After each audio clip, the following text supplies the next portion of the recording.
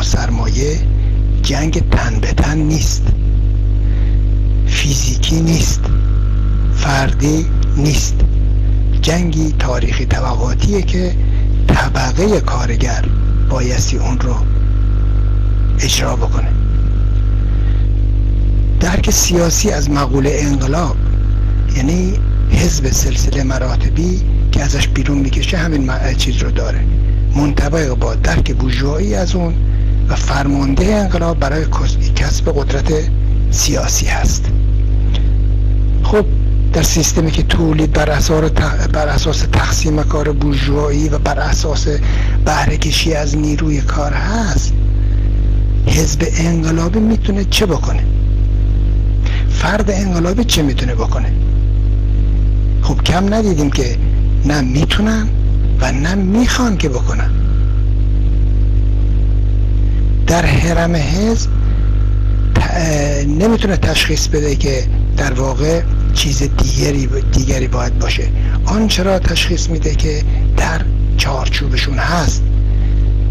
کسایی که مدعی هستن به اصطلاح بیاید نشون بدیم که نمیدونم مبارزه طبقاتی چه هست، خودشون در عمل آنچه را اجرا میکنن که میدونن چه هست و اون چیه برای کسب قدرت سیاسی هست.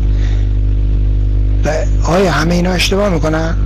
همه به انحراف رفتن؟ به هیچ وجه اینطور نیست. قانون حرکت سرمایه اینطوری ایجاد میکنه که به صورت سلسله مراتبی اجرا بکنن، عمل بکنن و پیش ببرن و به کسب قدرت سیاسی دست پیدا بکنن.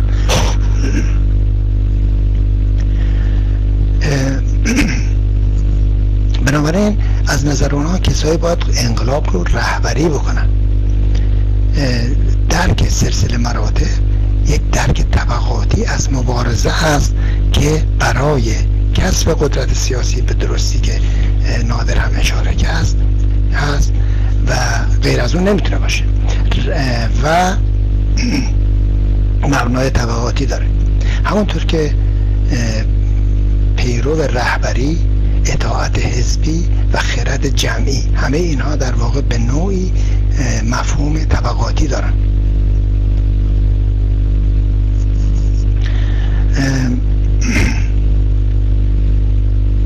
به هر حال در این شکل از مبارزه یا حرکت یا تجمع یا تشکل اطاعت از رهبری و فرماندهی مطرحه که کورکورانه است، نمیتونه جمعی باشه و با خرد جمعی در تناقضه. در سال 1871 در پاریس کارگران هنوز از سلسله مراتب دست بر نداشته بودن، هنوز وقتی قدرت رو هم گرفتن به نوعی همون سلسله مراتب را اجرا کردن، البته به شیوه خاص خودشون و در واقع رادیکال. و در اواخر قرن گذشته یعنی سالهای 1903 به این طرف در روسیه به خصوص در پتروگراد این کارگرها بودن که با توجه به تجربه پاریس نوع دیگری از مبارزه رو به صورت شورایی و بدون سلسله مراتب این رو بنا گذاشتن که ولی چی شد؟ حزب بولشویک اونها رو از این قدرت، از این حرکت کنار کشید، اونها رو در واقع به نوع دیگری سرکوب کرد که از نوع شوراییش هم در واقع شکست بخورن. بنابراین نیروی کار برای مبارزه طبقاتی خودش بهترین شکل از مبارزه رو در پتروگراد در روسیه پیدا کرده بود، ولی سلسله مراتب حزبی به هر حال بر اونها فائق اومد و تونست قدرت رو به دست بگیره و شیوه دیگری از حرکت رو به پیش ببره. به هر حال رادیکال ترین افراد و گروه ها یعنی مدعیان کمونیست که به نام کارگران خودشون در پی قدرت سیاسی هستند و همین ها هم در واقع از طریق سلسله مراتب در پی قدرت هستند، اینها رو با شیوه های دیگری نشون میدن، به نوعی که در واقع با اسامی خاص خودشون. یک دقیقه خیلی ممنون، یک دقیقه رو اجرا میکنم.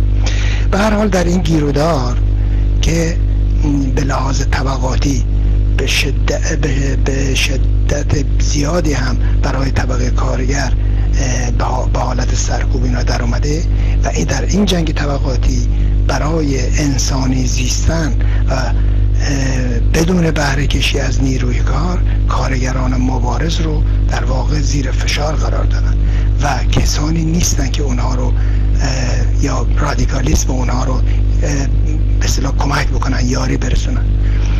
یعنی طبقه کارگر در مبارزه علیه سلسله مراتب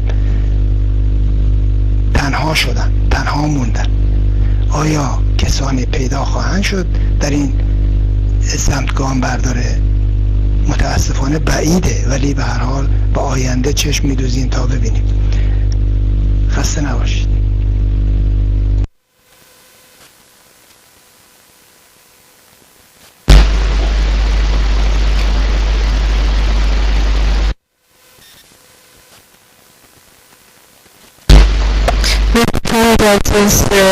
حالا صدای من میاد. میم صبوری از شما خیلی وقت نوبت اول دستون بالا بوده صحبت نکردیم، من میکو برای شما ازت میکنم، بفرمایید.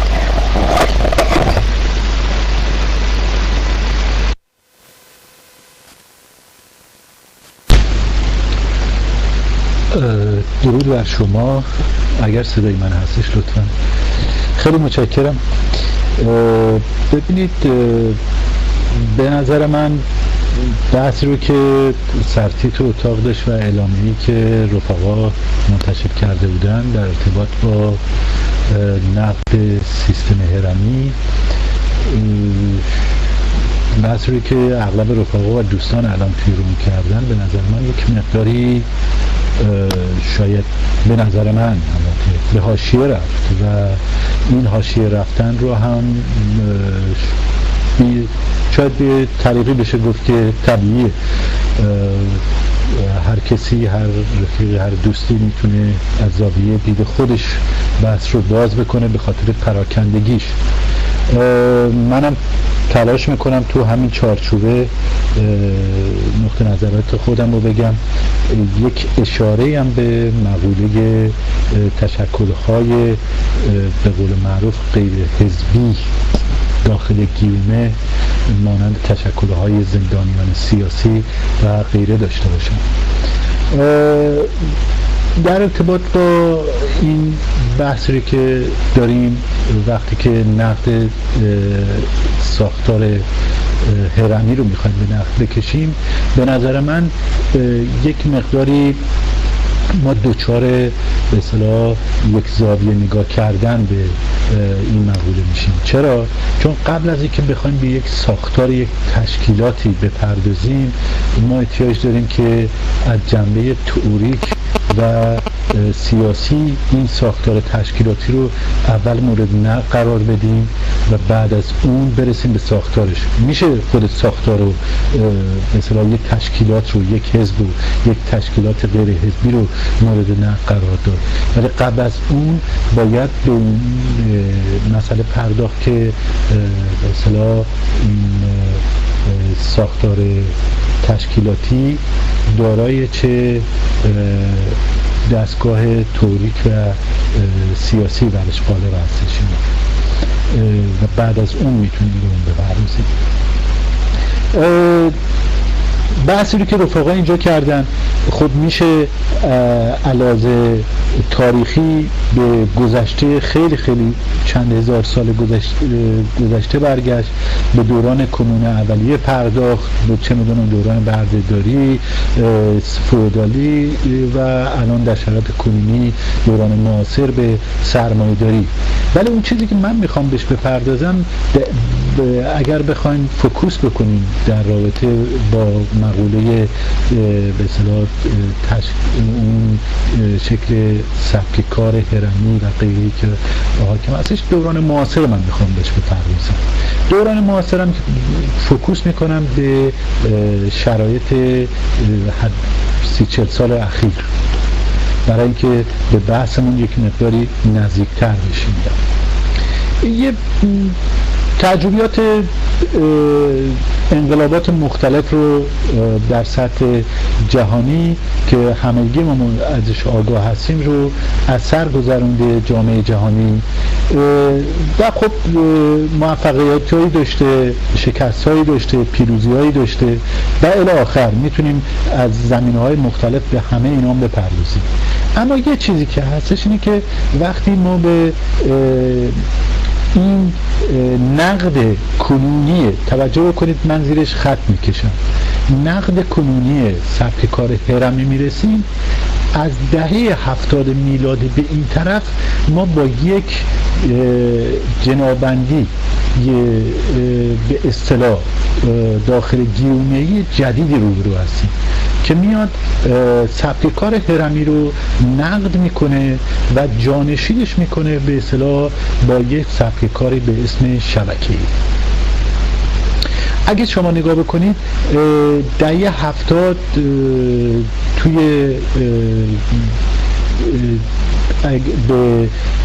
از تئوریسین‌های مختلف رو اگه بخوایم مورد نظر قرار بدیم، به این طرف مثلا چامسکی رو شما در نظر بگیرید.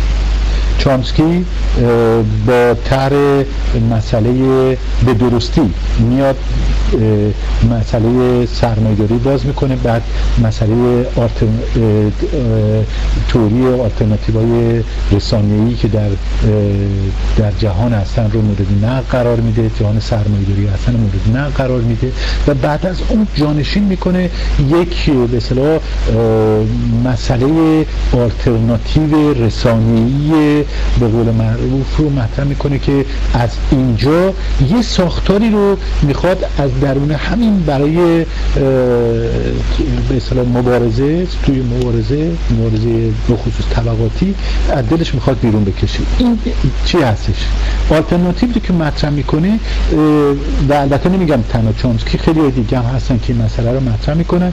بعد بهش میرسیم توی بحثا به دوران معاصر کنونی 20 سال اخیر 15 سال اخیر بهش میرسیم. اینا یک بحثی که هستش بحث شبکه‌ایه، یعنی اینکه ما به صورت شبکه‌ای خودمون رو میدیم. توجه میکنید؟ یعنی به چه شکلی؟ یعنی ما میایم به صورت شبکه‌ای به اون شکلی که هرم به صورت هرمی بوده رو مورد نقد قرار میدیم. الان تشکیلاتی که مورد نظرمون هست شبکه‌ایه و این شبکه دیگه اون سازمان و ظرف ایران که برای خودش داره یه ظرف شوراییه. تا اینجا یه قضیه هم هیچ مشکلی مثلا من نوعی باش ندارم اینا. اما اگر به دوره اخیر که نزدیک به 20 سال اخیر بعد از کلپس به اصطلاح سرمایه‌داری دولتی در اردوگاه شرق نگاه بکنیم، به این طرف نگاه بکنیم، این سبک کار معرف چی بوده؟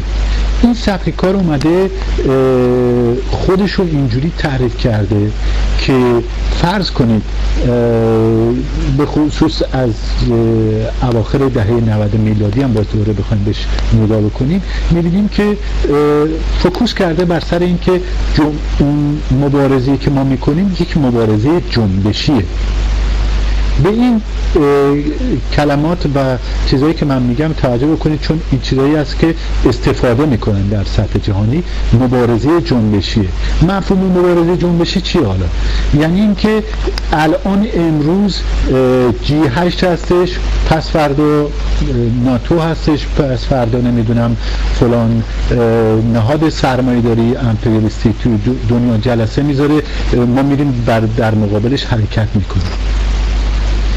خب میریم در مقابلش تظاهرات میذاریم که درستی هم هست، باید این کارا رو انجام داد، مبارزه کرد، توی خیابان آورد این مسائل رو. اما یک مسئله هست، یعنی چی؟